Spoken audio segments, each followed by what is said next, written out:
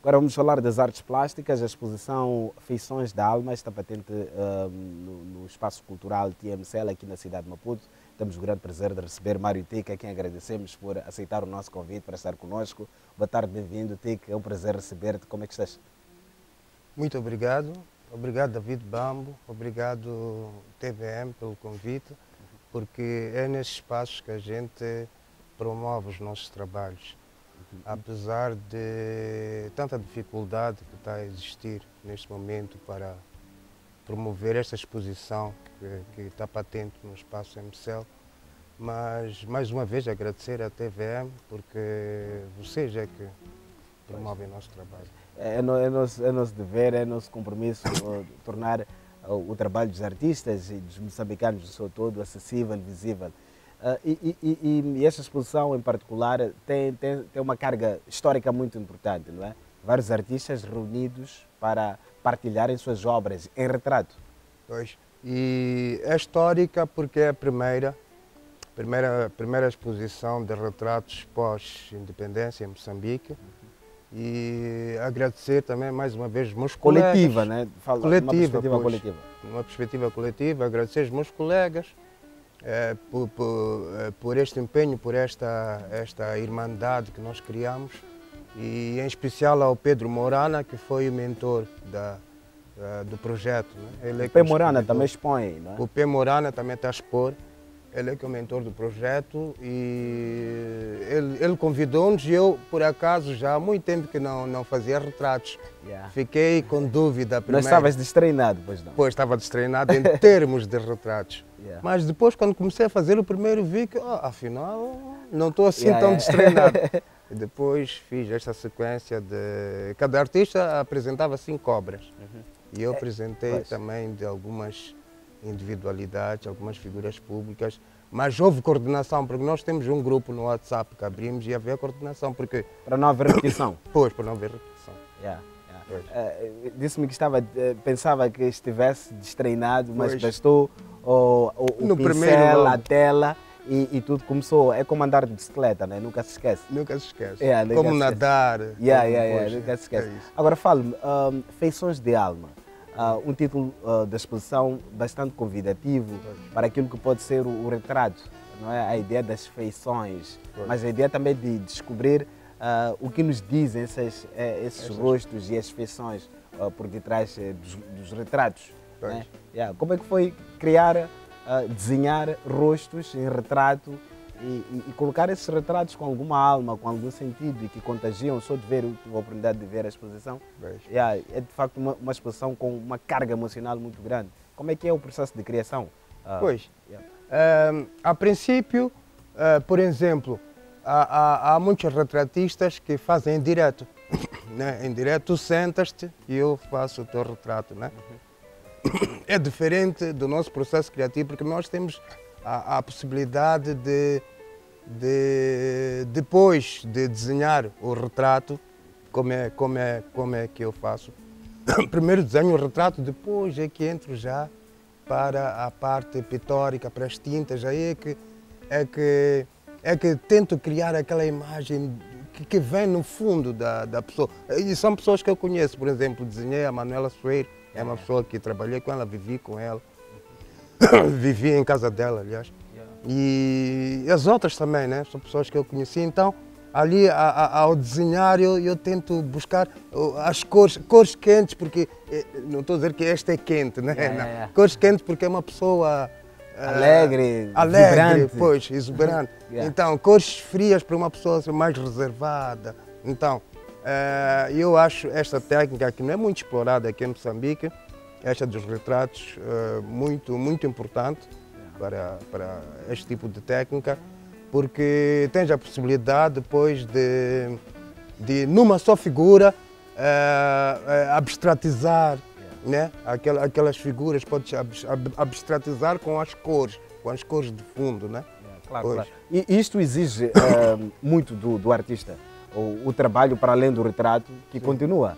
Mais do que desenhar o rosto, mas há um outro exercício, por exemplo, a questão das cores, como é que essas cores fazem sentido para aquilo que é a pessoa ou a proposta de reflexão sobre a própria pessoa, porque também o artista acaba fazendo uma proposta do Sim. que essa pessoa é, ou podia ser, ou que pode ser, enfim. Pois, É uma proposta, na verdade. É verdade. Então, o que isto exige ao artista? Primeiro, exige muita concentração. Eu posso contar aqui de maneira muito resumida qual foi o meu processo artístico, né? Eu primeiro selecionei uma imagem da pessoa que eu queria retratar, né? E depois faço o desenho, né? Faço a ampliação do desenho, né? À mão. E depois é que passo para a arquitetura das tintas, né? Ok. Porque eu tenho várias tintas, né? Então escolho só algumas, só estas é que entram. De acordo com as tuas perspectivas sobre o retratado. O retratado, mas o improviso é a meio quando estou a desenvolver. Durante o processo? Durante o processo, aí é que começa o improviso, posso mudar as cores, ver que aqui já pode entrar outro tipo de cor. Então é um processo muito interessante e esta exposição está magnífica. Para mim, não é para eu estar lá, não, mas para mim é uma das exposições mais importantes destes últimos anos, apesar de não estar muito divulgada, mas aqui apelar aos amantes da arte, ao público em geral a visitar e a comprar as nossas obras, dos nossos artistas. Né? Amém. Essa parte, amém. Essa é a parte mais importante também. É a parte muito importante.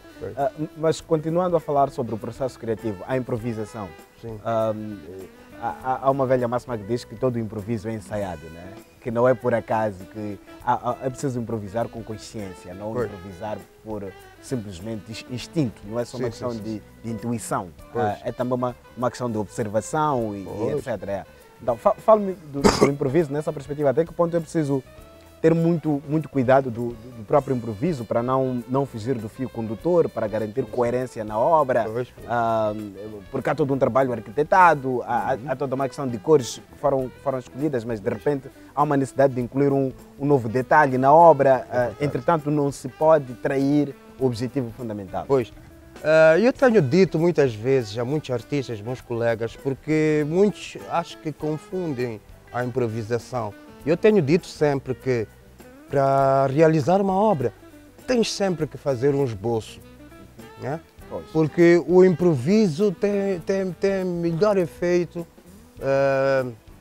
quando tu fazes a partir de um esboço.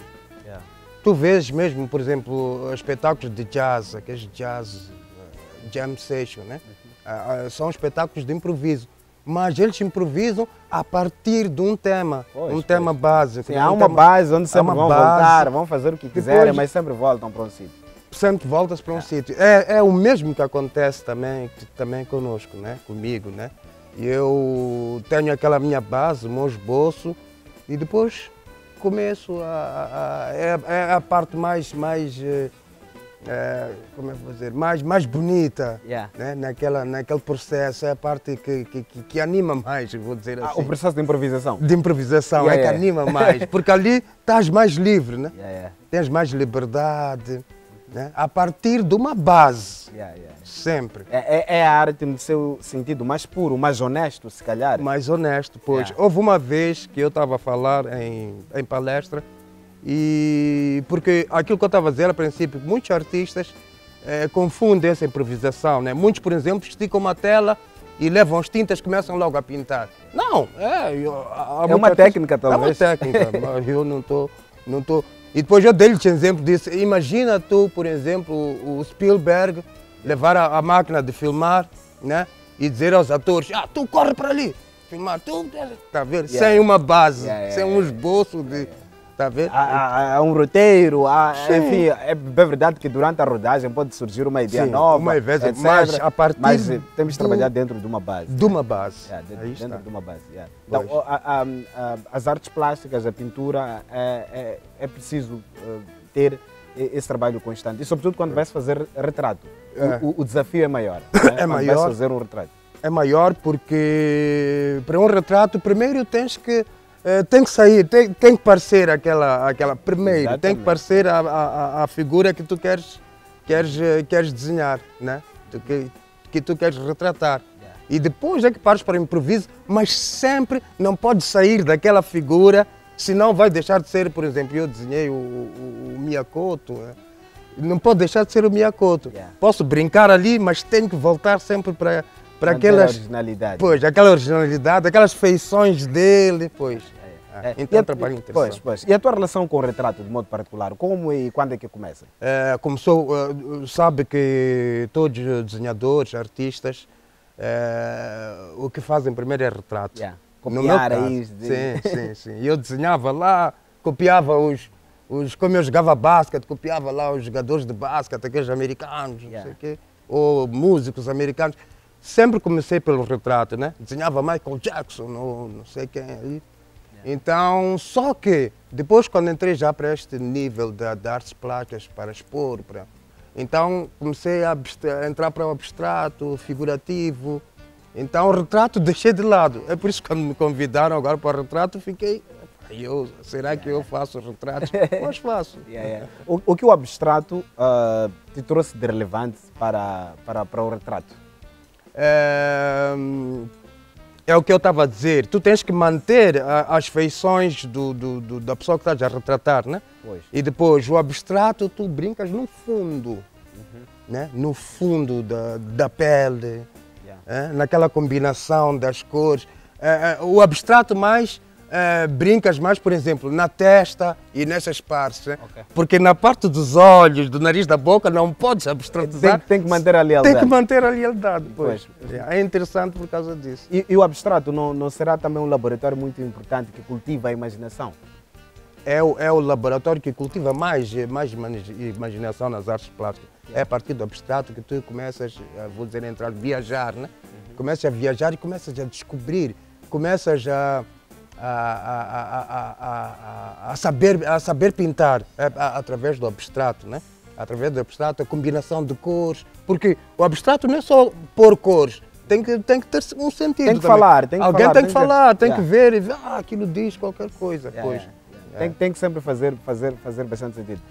E agora, neste regresso a uma galeria para expor em retrato, isto despertou um interesse muito grande para os próximos tempos se equilibrar entre o abstrato e o retrato como duas áreas importantes a manter no teu trabalho como artista plástico. Sim, é verdade, porque eu, por exemplo, tenho visto que esta técnica de retratos não é muito explorada cá. É explorada por encomenda, quando uma pessoa pede, faz este quadro para eu pôr em casa, de um retrato. Muitos fazem até a lápis, né? Carvão, não sei o quê.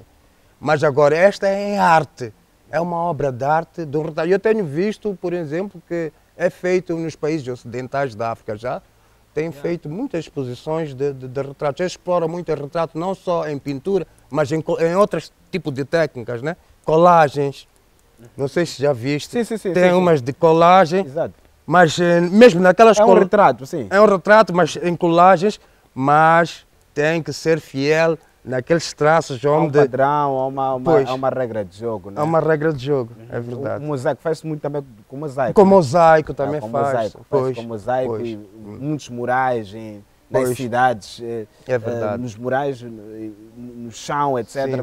Há um trabalho interessante. Nós temos imagens. E desculpa, mais uma vez eu gostaria de apelar os artistas para irem lá ver esta exposição, porque, como estavas a dizer, é um ponto de partida muito importante para começar a explorar o retrato, né, como uma disciplina. O retrato como uma disciplina e fazer esta junção com outras técnicas, né, com abstrato.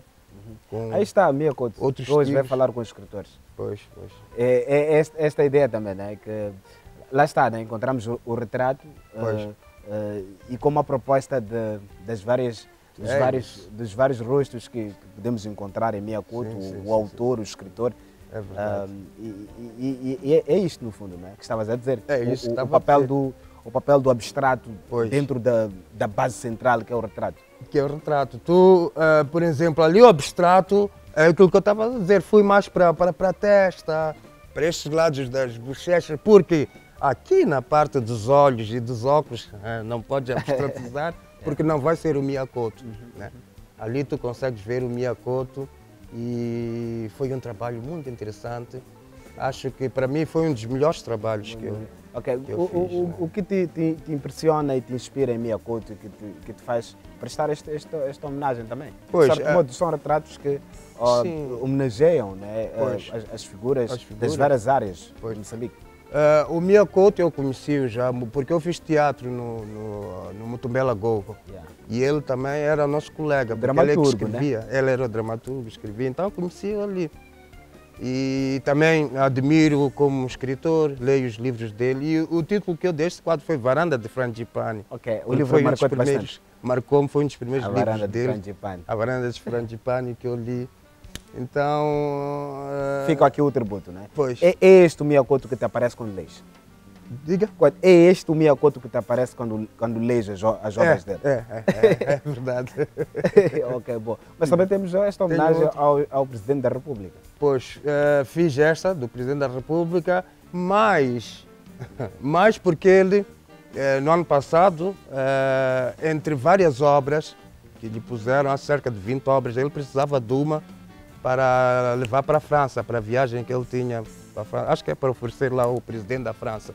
E ele escolheu uma minha obra. Ok. Então, Foi muito importante para ti este reconhecimento Pois, ao mais alto nível. é verdade, ao mais alto nível. Foi a minha obra escolhida para oferecer lá na visita dele. Então, Na eu disse, França. por que que não faço o nosso presidente? Ok. Pois, quando dirigentes compram as obras de artistas nacionais, isto é um importante incentivo para os artistas, mas também para o público. Pois. É verdade. Apesar de que muitos dirigentes não compram as nossas obras, né? Isso já é um outro debate.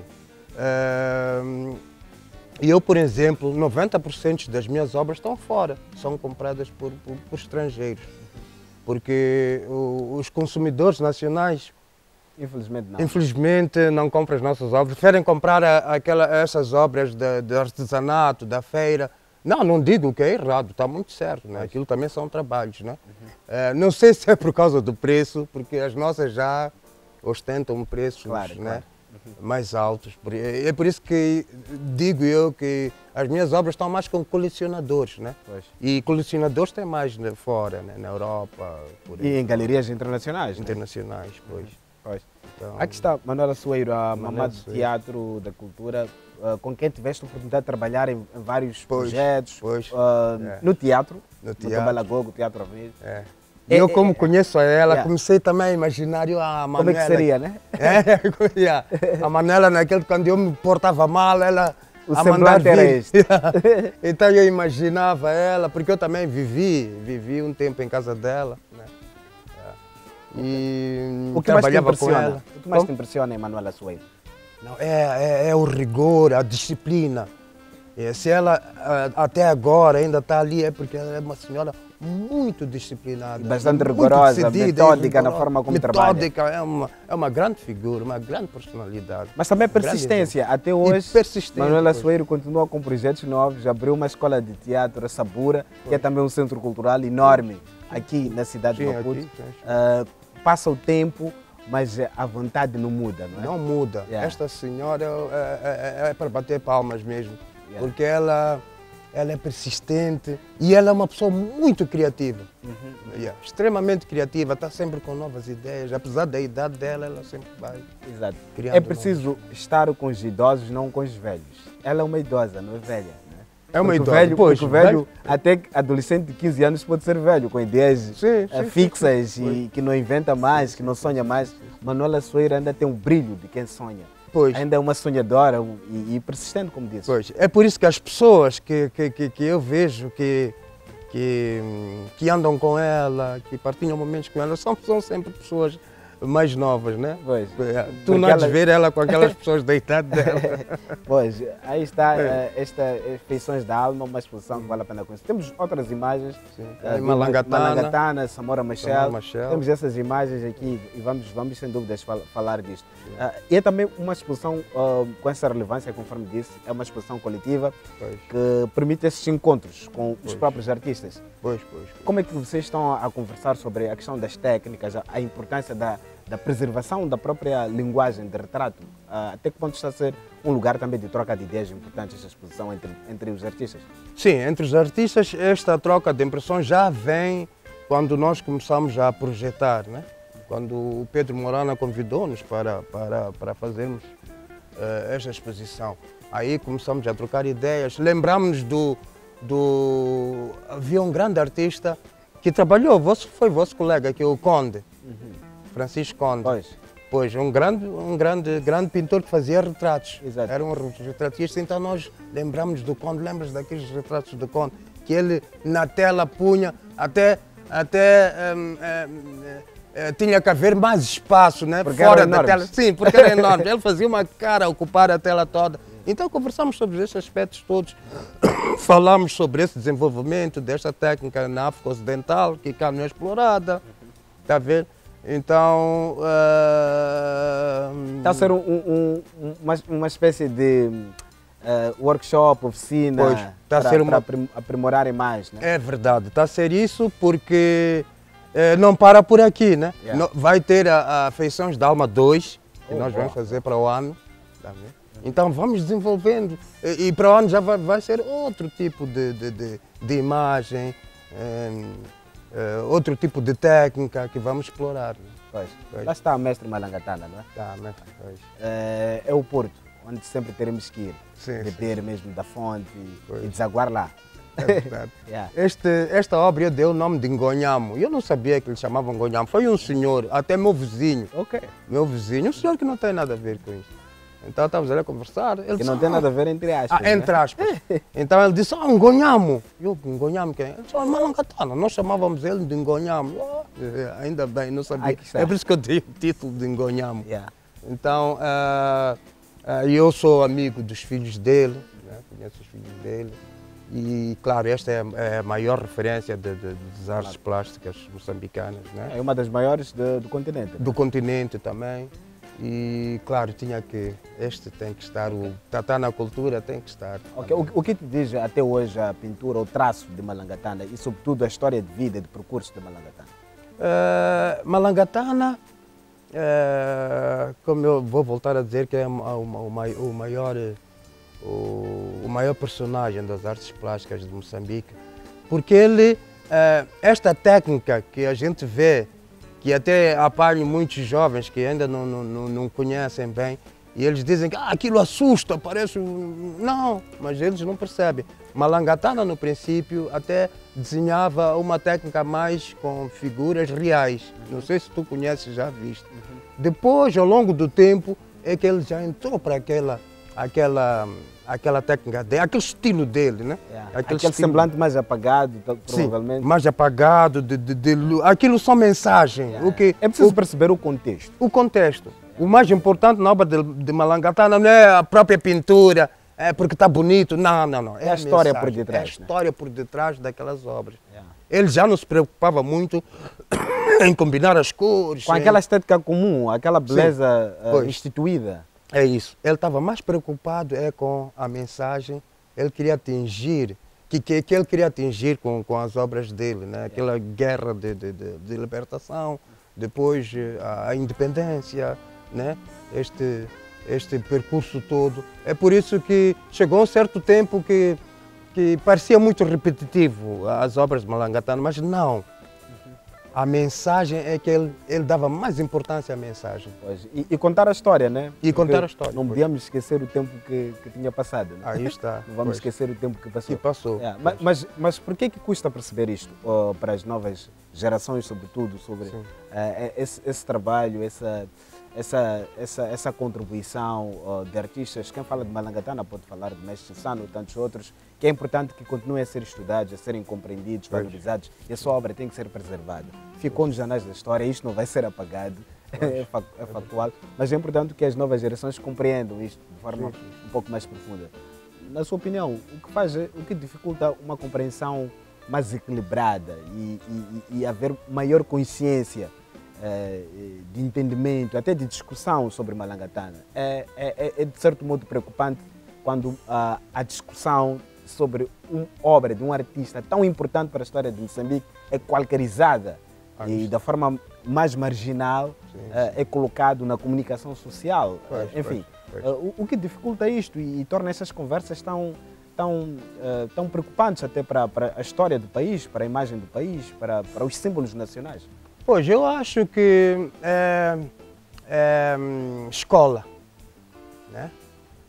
Em primeiro lugar, a escola é conhecerem a história, né? Conhecerem a história, a literatura. Agora temos até os jovens de agora têm mais facilidade do que nós no nosso tempo, têm estas redes, essa internet, etc. Há muita informação. Vivemos uma época de informação. Sim. Então, os jovens que não investigam são esses que não têm esse conhecimento. Mas já os que investigam voltam à história, aí começam a compreender por que Malangatana fazia aquilo. Por exemplo, eu quando comecei a pintar, investiguei muito aqueles autores muito antigos, né, europeus, os principais autores dos tempos. Eu investiguei muito. Depois investiguei os da arte contemporânea, né, entrei já para os Picasso, Salvador Dalí e vários outros. Assim, tu percebes melhor quando vês uma obra de um autor, quando tu conheces a história que vem por detrás dele, o passado, como é que vou dizer? Ter referências, sim, é isso. A noção da história. E são pilares importantes. É verdade. São pilares importantes. Então, apelar aos jovens os jovens amantes da arte, para se preocuparem muito em conhecer o passado, em estudar qual foi a evolução, o processo de evolução da arte, não só no mundo, como esta também aqui de Moçambique, né? Pois. Voltaremos para a segunda parte do nosso bloco, vamos de conversa, no caso, vamos continuar a conhecer essa exposição, temos mais 7 minutos para conversar. Estamos quase que no fecho da nossa conversa, falávamos dos rostos que retratas nesta exposição. Vamos ver a última imagem claramente para comentar e falar um pouco do que representam estes rostos e que estão lá retratados esses rostos nesta exposição. Está aqui Mia Couto, o Presidente da República, Malangatana, Samora Machel, Manuela Soeiro, são alguns dos rostos que retratas. Vimos aí, vamos falar do que fica delegado como artista em Samora Machel.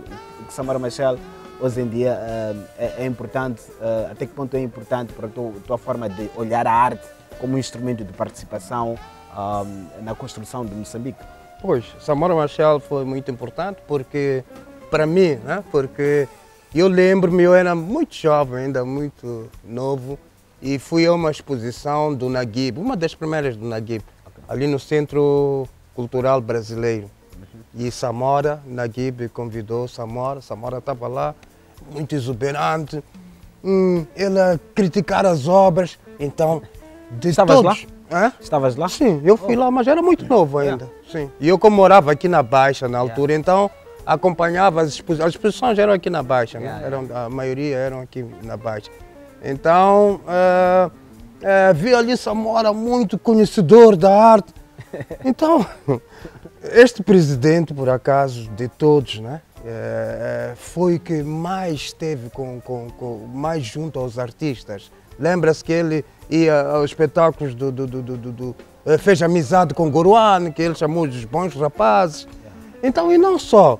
Este presidente, eu acho que de todos foi o que mais ajudou aos artistas. Ele queria os artistas próximos dele, compreendia. Então, eu não podia deixar de fazer essa homenagem a Samora, que foi um grande homem. Para mim, foi o presidente mais importante que já apareceu em Moçambique. O que te fez colocar essas cores no rosto de Samora? É aquilo que falámos primeiro, o abstratizar. Isto é um pouco de pop art, como se chama, né? Como se chama, é um movimento criado nos Estados Unidos por Andy Warhol, naqueles anos 70 ou 80 e tal. É o estilo pop art, né? Que é uma mistura assim de cores. Uma mistura de cores. O que carrega esse movimento, essa corrente, em termos de mensagens? Em termos de mensagem, é modernizar, né? Modernizar a forma como a gente apresenta apresenta... É uma nova proposta. É uma nova proposta, pois... Questionamento, etc. Sim. É uma nova, destes tempos modernos, né? Dos tempos modernos, pois. As cores novas, novo tipo de cores, novo tipo de abordagem. Já deu para perceber que esta imagem que tem de Samora quando foi visitar uma exposição, uma das primeiras de Naguib, marcou-te bastante. Pois. E falas aqui da relação entre os dirigentes, os políticos e os artistas. Na tua opinião, por que os políticos têm que ouvir mais os artistas? Eu acho que os políticos deviam conhecer mais sobre a arte, né? Vejo aqui, principalmente em Moçambique, eu acho que os políticos ficam muito afastados. Não sei se é por causa da situação, né, que a gente está a passar aqui em Moçambique, há muita dificuldade e eles têm que se preocupar com as coisas mais importantes, como se diz, né, que é a educação e a economia, aquelas outras áreas, né? Mas esta área é muito importante. Esta área é a nossa identidade, é a identidade. Isso é que eles têm que perceber, que a cultura, a arte é que nos identifica fora, né? Por isso, sempre que eles vão para fora, tem que ter uma imagem, um objeto da arte para ir apresentar lá fora, né? É muito importante que e isso melhora. E eu tenho notado que agora até as políticas no Ministério da Cultura estão a melhorar. Estão a trabalhar agora no Ministério da Cultura. Já está-se a criar políticas para os artistas, para os artistas contribuírem, né? Melhor também cobrarem as suas obras, pagar os impostos. E com essa lei dos direitos autorais e conexos, recentemente aprovada pela Assembleia da República. Pois. Só que há uma coisa que também eu sempre aproveito este espaço para pôr. Não temos material. E eu, por exemplo, todos os materiais que eu uso, tenho que importar. A matéria-prima, tintas, telas, etc. Telas, tudo. Aqui não tem. Aqui o que temos à nossa disposição é material, mas para estudantes. Agora, para artistas, a nosso nível, já profissionais, já não temos material. Tem que importar, então é pela... E é caro? E é muito caro, porque eu compro, né, via eletrônica, né, na África do Sul. Depois eles têm que entregar um transportador. Esses transportadores que param aí. Depois eu vou buscar, tenho que pagar ao transportador, depois de ter pago lá com os IVAs de lá da África do Sul, tenho que pagar. Então, é um apelo para que o Ministério da Cultura tem que pôr à nossa disposição, através da Europa, porque esta tinta que eu compro na África do Sul vem da Europa. Né? Eles compram na Europa, depois eu compro lá, o preço está a subir, enquanto o nosso governo pode comprar diretamente na Europa e vamos ter um preço. Mas, por exemplo, não é a altura de termos mais mecenas, pessoas ativas que podem olhar isto como uma oportunidade para negócio, por exemplo? Galerias, etc., que possam fornecer e criar uma solução mais objetiva? Sim, eu quando falo disso, algumas pessoas, esses mecenas, eles dizem que não, nós não fazemos isso porque não temos comprador. Os artistas não vão comprar. Mas por que afirma isso, que os artistas não vão comprar? Quais são os indicadores? Sim, quais são os indicadores? Se eu sei que há cerca cá de 20 ou mais artistas que importam as tintas. Pelo menos esses haveriam de comprar, porque já tem aqui, não haveriam de importar. Né? E depois os outros, uns poucos, também haveriam de começar a adquirir as tintas, o material. Né? Obrigado, Tiki, pela presença. Grande conversa e um grande trabalho também patente nessa exposição, Feições de Alma. Vale a pena visitar. O que eu não te perguntei, gostavas de dizer aos nossos telespectadores para terminar? Mais uma vez, apelar aos jovens para se preocuparem mais em investigar, né? Investigar sobre a arte e explorarem mais técnicas. Eu falo para os jovens das artes plásticas, das artes, não só, também das outras áreas, porque ao fim e ao cabo o processo criativo é o mesmo em todas as áreas, né? Quer pintura, música, dança, é tudo, teatro, é tudo o mesmo processo criativo. Então apelar aos jovens para se preocuparem mais em investigar, para explorar mais técnicas. Assim eles vão evoluir e teremos apesar de Moçambique ser um grande, como se diz, um grande ninho de artistas, teremos no futuro ainda uma classe muito poderosa de artistas. Obrigado, Tico, pela presença, bom trabalho e até breve. Tá, obrigado.